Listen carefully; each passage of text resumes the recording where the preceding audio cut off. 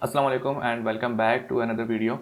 तो आज एक और क्वेश्चन है मेरे पास जिसमें उन्होंने ये पूछा है कि I have been learning Flutter for 4 months about 4 months and feeling like I am very slow, I forgot some concept, I think need more practice, और is it good to copy the code, save it and use when needed, and what are the most important concept that I must learn. तो सबसे पहली बात तो ये कि Flutter सीखते हुए आपको 4 मंथ्स हो गए, और if you are still in the phase of learning और आपने गिव अप नहीं किया तो बहुत अच्छी चीज़ है कि स्टिल स्लो या फास्ट जो भी स्पीड आपकी है लर्निंग की या जो भी प्रैक्टिसिंग की, वो मैटर नहीं करती, लेकिन आप ऑन द पाथ हैं, ये सबसे बड़ी चीज़ है जो मैटर करती है। इसके अलावा दो बातें हैं आपके क्वेश्चंस के अंदर। एक तो स्किल्स को इम्प्रूव करने की और स्लो की ना। स्किल्स इंप्रूव करने की, प्रोग्रामिंग स्किल्स को इम्प्रूव करने की बहुत सारी चीज़ें होती हैं, बहुत सारी वीडियोस बनी हुई हैं। डेटा स्ट्रक्चर को इम्प्रूव करें, लॉजिक बिल्डिंग इंप्रूव करें, लीड कोड, हैकर रैंक, इस तरह की वेबसाइट्स हैं, वहाँ से आप प्रोग्रामिंग स्किल्स को इम्प्रूव करते हैं, और इस तरह के बहुत से कॉन्सेप्ट हैं। दूसरा जो क्वेश्चन है आपका वो है पर्सनल डेवलपमेंट स्किल, जो आप अपना इनपुट बहुत ज़्यादा उसमें दे सकें, अपना बहुत ज़्यादा टाइम उसमें दे सकें, ताकि वो चीज़ आपकी जल्दी पिकअप हो। तो सबसे पहली चीज़ के मोटिवेट आप अपने आप को करें किसी चीज़ से, किसी टास्क से, किसी प्रोजेक्ट से।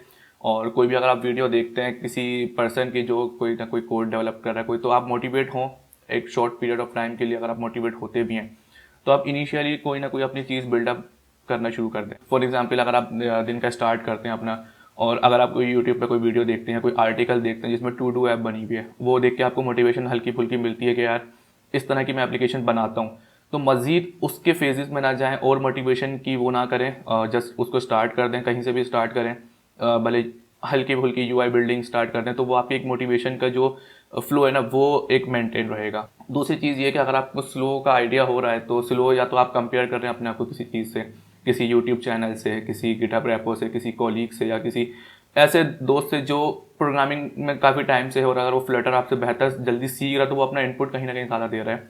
तो ऐसा नहीं होगा कि आप स्लो हैं, बस एक जो टाइम उसने लगाया वो भी टाइम आप खुद लगाएंगे तो आप भी उस लेवल तक आ सकते हैं। थोड़ा सा डिफरेंस हमेशा आता है किसी के अंडरस्टैंडिंग में, किसी की लर्निंग फेज के अंदर वो किस तरह से सीख रहा है, कौन से रिसोर्सेज से सीख रहा है।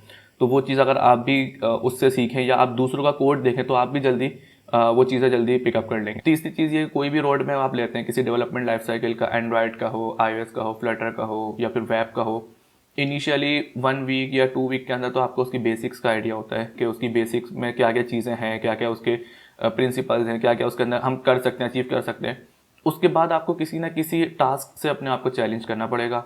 जैसे कि अगर मैं आज के तौर पर अगर वेबसाइट सीखने बैठूं तो मुझे वेबसाइट्स का इतना आइडिया नहीं है, मैं एक हफ्ता लगाऊंगा, 2 हफ्ता लगाऊंगा, वेबसाइट्स की बेसिक बिल्डिंग ब्लॉक्स की चीज़ें सीखूंगा।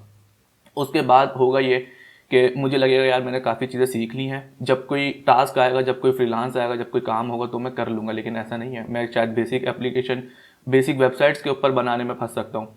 तो आपने अपने आप को चैलेंज करना है, कोई ना कोई ऐसी वेबसाइट ले लें वीकली, जो आप एक अपना टाइम उसके अंदर रखें कि यार मंडे टू फ्राइडे मुझे ये चीज़ डेवलप करनी है। तो फिर आपको पता चलेगा कि जितनी स्किल्स आपके अंदर हैं, जितनी चीज़ें आपने सीखी हैं, वो आप उस टाइम पे वो चीज़ वो कर पा रहे हैं, या उसके अंदर और चैलेंजेस आ रहे हैं, तो उससे आपकी एक नई लर्निंग होगी।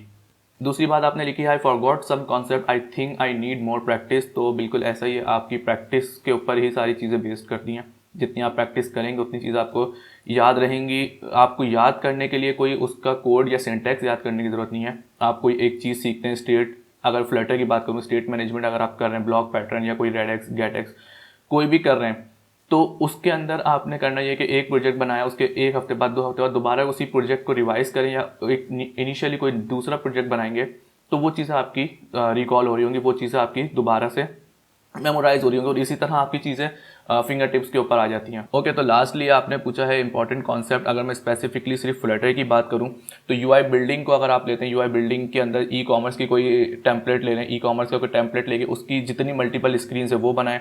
उसके अंदर जब मल्टीपल स्क्रीन के ऊपर डेटा पासिंग करेंगे तो वहाँ पे स्टेट मैनेजमेंट का कॉन्सेप्ट आएगा, आप स्टेट मैनेजमेंट वहाँ से सीखेंगे।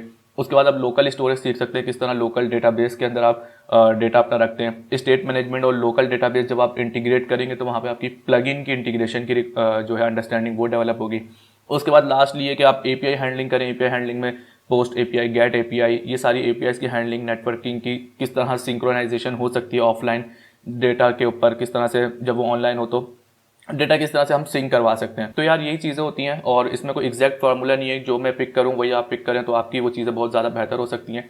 अपने आप को चीज़ों में इन्वॉल्व करें ज़्यादा से ज़्यादा, फ्लटर के अंदर फ्लटर के आर्टिकल्स देखें, फ्लटर की वीडियोज़ देखें और कुछ ना कुछ बिल्डअप करें। हर वीक एक टास्क लें जिसके ऊपर आप काम कर सकें। बाकी आप अपने आप को कंपेयर नहीं करें किसी के कोड को देख के, किसी के यूट्यूब चैनल को देख के, या किसी की आपके कोई कोलीग हो उसकी प्रोग्रामिंग स्किल्स को देख के। हो सकता है उसने बहुत ज़्यादा टाइम उसके अंदर वो लगाया हो, वो जब आप लगाएंगे तो आप भी एक टाइम बाद उस लेवल पे आ सकते हैं।